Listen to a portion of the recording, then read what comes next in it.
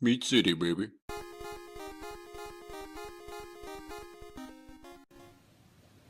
Hello and welcome back to Meat City Gaming. JD here with another Star Wars Galaxy of Heroes video, and today we're covering an upcoming event. Padmé is coming to the game in a legendary event. Yes, just a standard legendary. It's been a little while since we've had one of these, and the announcement is in the newsletter titled Diplomacy and Danger, and in this they say that Padmé Amidala, the brave former queen of Naboo, is coming to the game in a legendary battle called Aggressive Negotiations. So, of course, I will be covering this on the channel. The only thing we know about the event is that it requires a Separatist squad.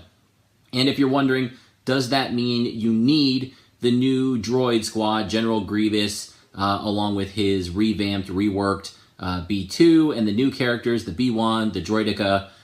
You don't need those. It's not a hero's journey event where they're required with the exact same characters, the named characters, to progress through the event. You just need to have a full squad of Separatists. And this is going to be, I think, most comparable to the Ewok squad that you needed to get C-3PO, where you can use any of them, and some of them have been around for a while, but there's going to be a premium lineup, a best lineup. The event is going to be designed to be much easier if you have access to certain abilities that are only available from those newer units, from the B1 and the droidica. So it's going to be tougher if you don't have those, and most people aren't going to have them because the B1 and the droidica just went farmable this week. So this is an extremely time-sensitive crunch if you're trying to do it with that full droid squad. Now, you could have been farming those characters through the shipments, but given that this squad wasn't ever really a meta squad, it didn't quite live up to the hype when it was announced that it was going to be a Revan killer. Not a lot of people went all in on this squad early.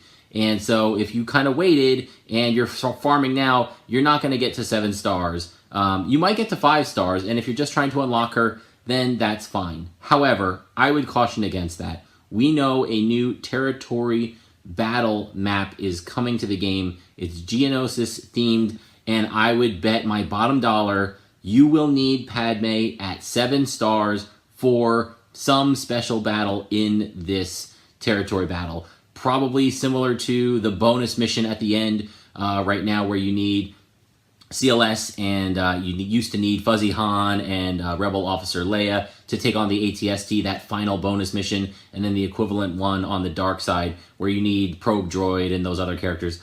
I'm betting you need Amidala, and you need her at 7 stars for something in this territory battle. So it's probably not going to matter for the raids. The Sith Raid has been on farm forever. I doubt that they're going to be super meta and they're going to be wiping out Darth Revan and Malak teams. Maybe they will be if they get reworked enough and if the team has enough synergy and it's new enough. They might get that bump and that permission from Capital Games to become the meta or compete in the meta. I certainly hope they do. I would love a rock, paper, scissor kind of setup with Darth Revan and the Galactic Republic team, and then something that can take them on effectively.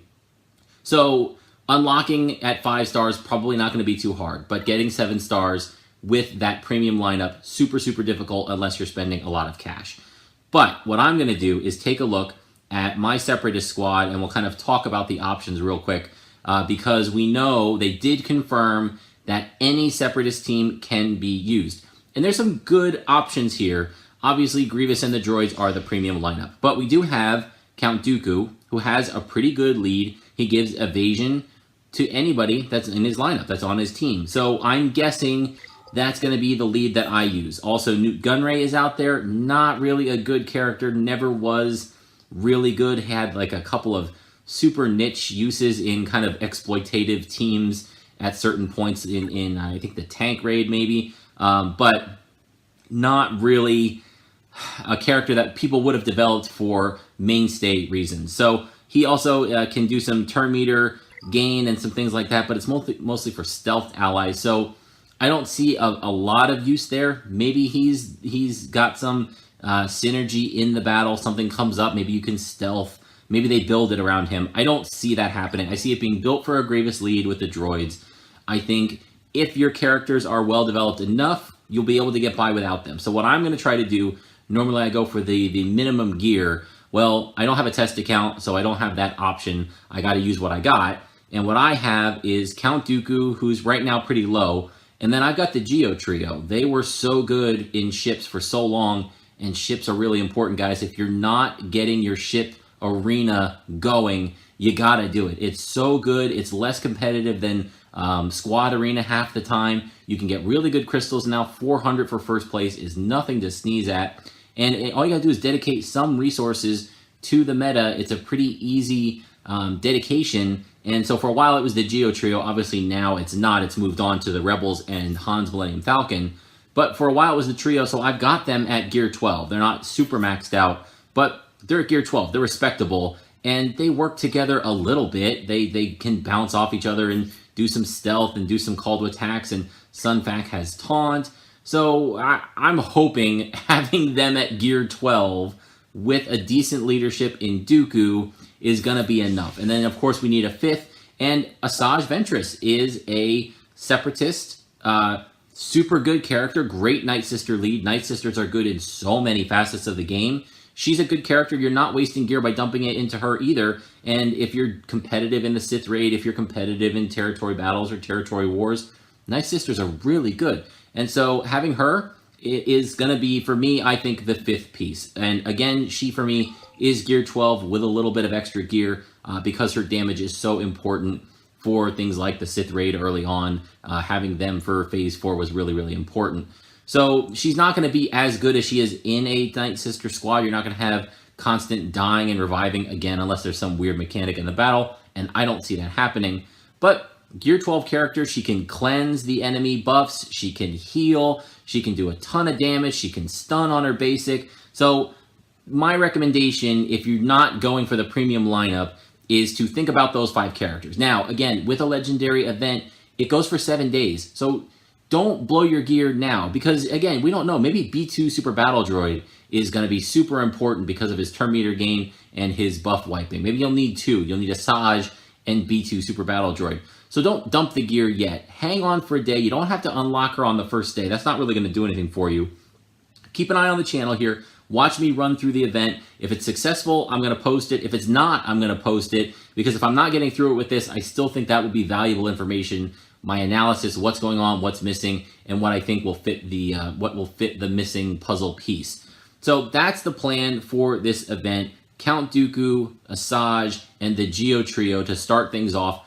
Pretty well geared, but I think that's going to be necessary. If you're going to do it with this non-premium lineup, you're going to need to have them well geared, well modded, and you're going to need to have a really, really good understanding of the event and the mechanics. And with that, I believe it will be possible.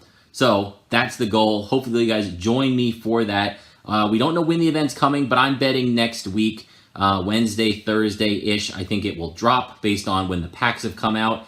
There's a pack you can buy to beef up your Separatist squad, and usually that expires at the end of the event, and that's set to expire, I think, a week from next Thursday, give or take a day or two. So stay tuned for that. Come to the channel, and hopefully we'll figure out a way to get through this without the premium Separatist droid lineup. I hope you join me. See you next time.